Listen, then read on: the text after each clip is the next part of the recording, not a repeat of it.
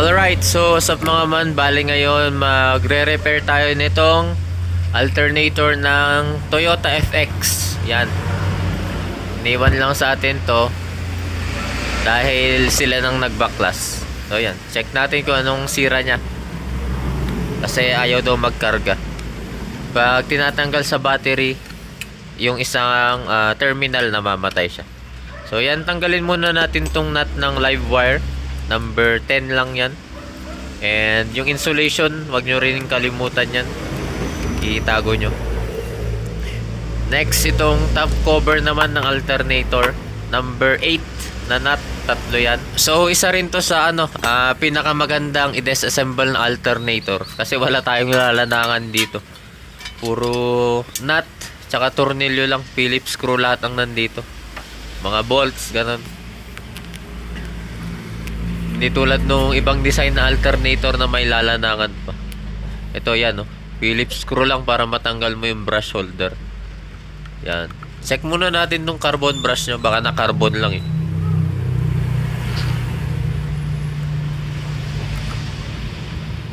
Yan, tanggalin mo lang yung dalawang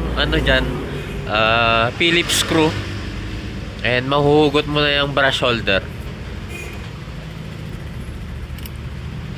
Oh, di ba? Haba pa.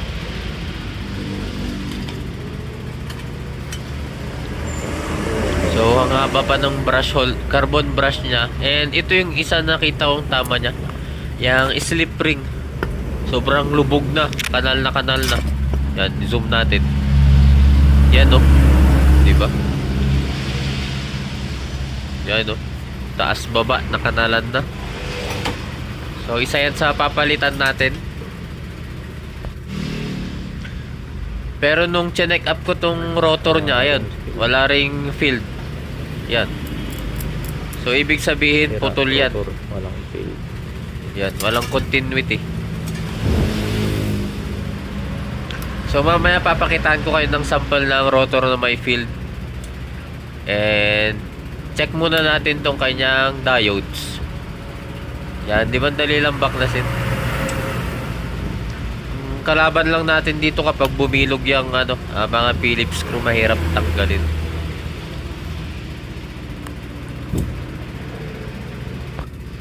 So 4 lang na Phillips screw yan, babaklasin nyo. And mahuhugot na natin yung kanyang diode.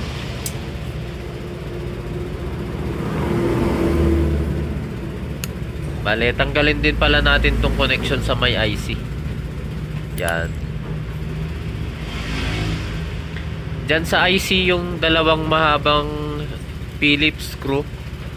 Yan yung papunta sa sa body nung alternator.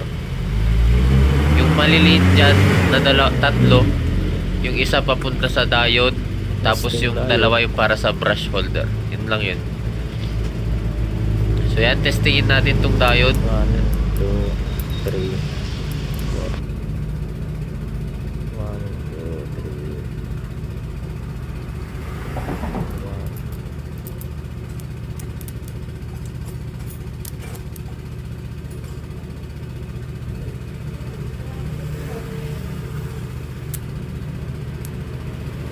Ayos talaga rotor. Walang field.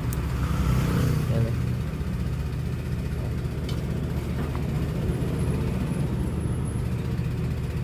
papalitan natin yan. Ganito sana yan.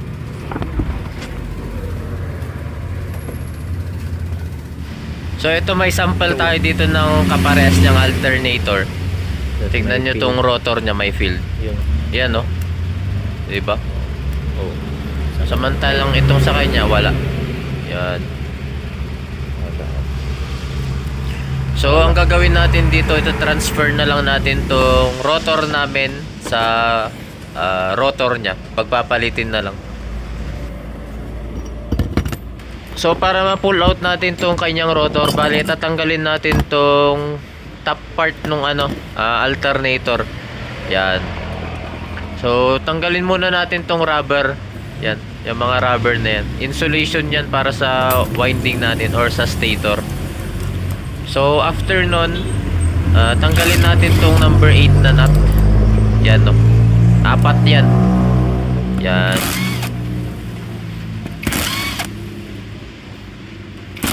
Mabilis lang to.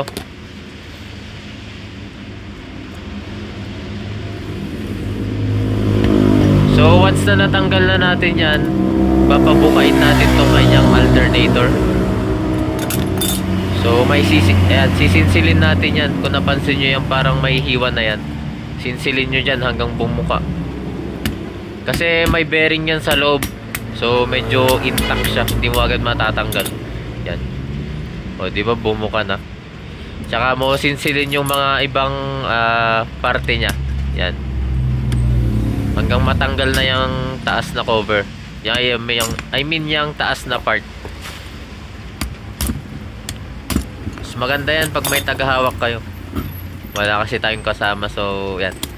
Tiyagaan talaga yan. Yan. Ingatan nyo lang na wag tamaan yung winding para hindi siya mag-short or mag-ground.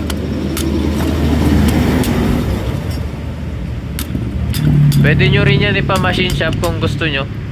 Yun nga lang medyo, syempre may presyo na din.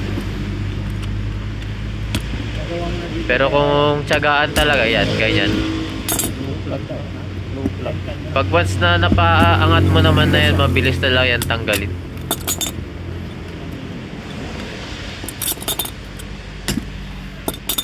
Yan tanggal na. Yan.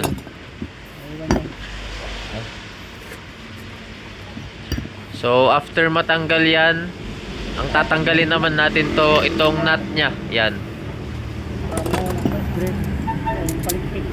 Yan ang parteng matigas. Yung nut nya dyan sa... Yan yung kabitan ng belt eh. Saan niya?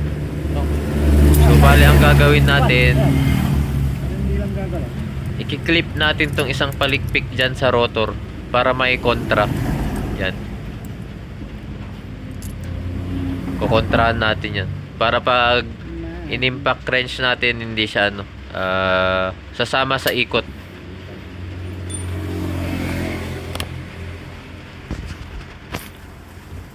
Yan tigas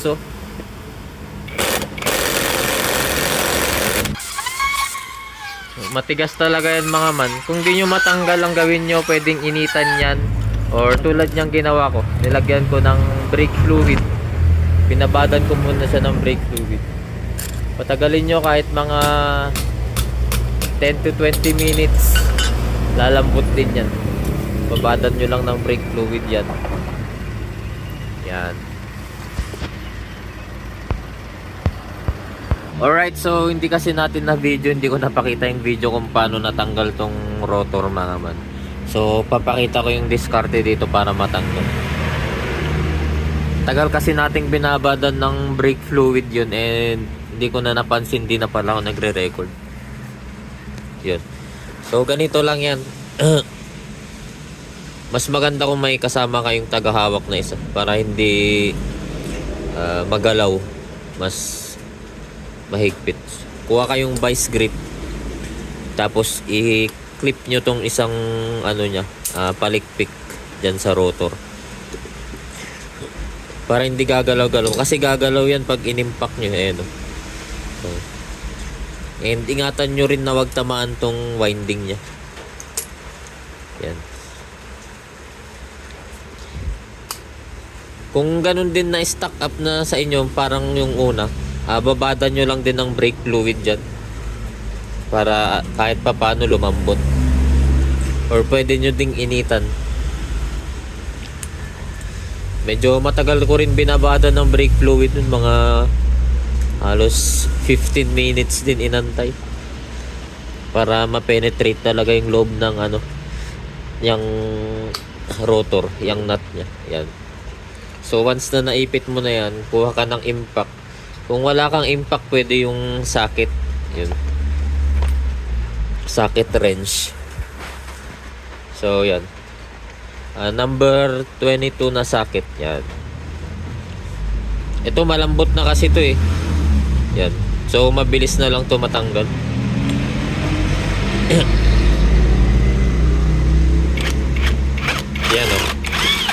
Malambot na kasi ito.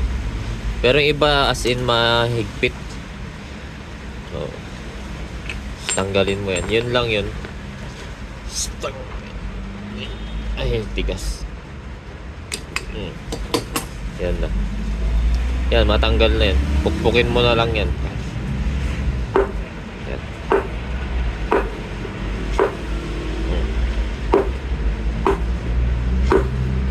Ayun, saglit.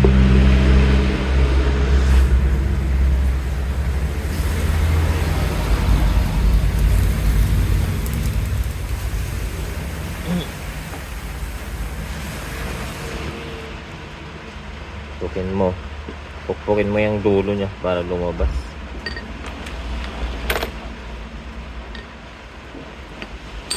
Ayun, lumabas na. Oh. Na-rewind na rin to. So yan, baklas na. Ngayon, pag natanggal mo yan, pwede mo na rin i-check tong bearing na malaki. Yan. Kung may alog na, sabay mo na rin palitan. Yun. Tapos kung ibabalik mo, ganun lang din. Walang tayong housing.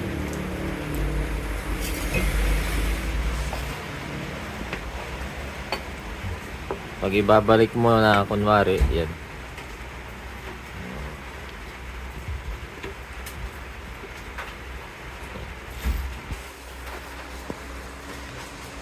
Kung may malaki kang tubo, mas maganda yung shoot dito. Pero kung wala, isa-isahin mo lang. Yan. Malambot na lang naman yan. Hanggang bumaba.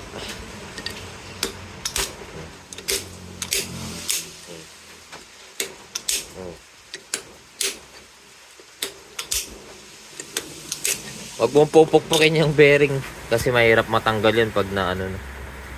Huwag yung bearing and wag din dito lalo. Kasi malambot lang yan eh. Pag pinukpok mo yan, may chance na mabasag.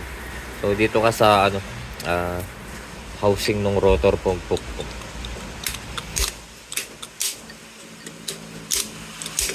Hindi mo naman matatamaan yung winding yan sa loob eh. Yay. Yan, pag lumubog na, pwede mo na ibalik yung ano, itong lalagyanan ng belt tapos yung nut.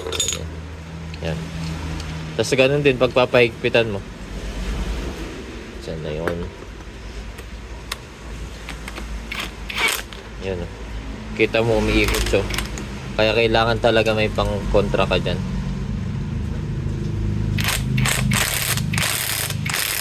Yan.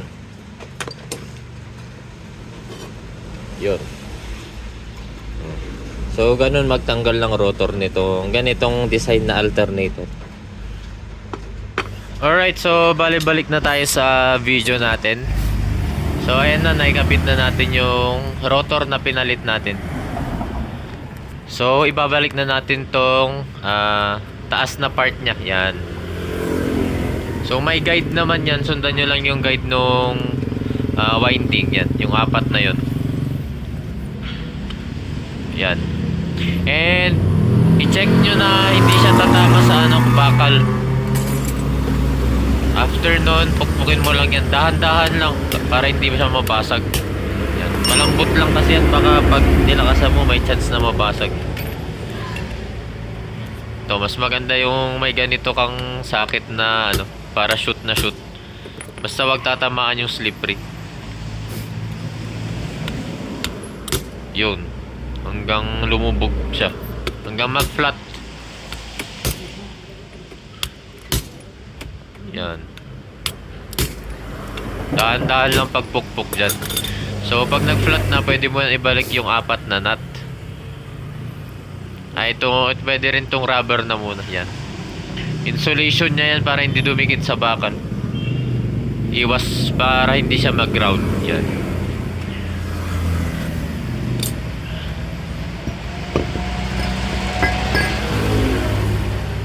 Apat dapat yan. Yun. Then next, ibalik na natin tong apat na nut na number 8.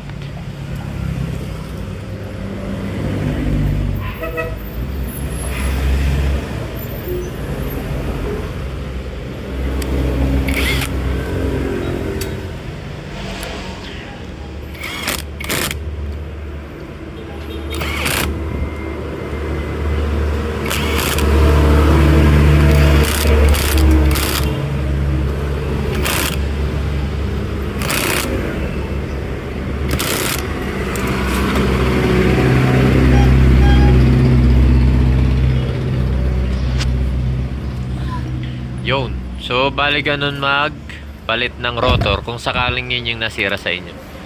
So, i-assemble na natin to. Babalik na natin yung diode, IC, tsaka brush holder. Testing. Boom. Yun no, may field no. Yan. Assemble. So, hindi kasi talaga magkakarga yan. Once na may tinamaan sa IC natin, I mean sa alternator, hindi na agad magkakarga.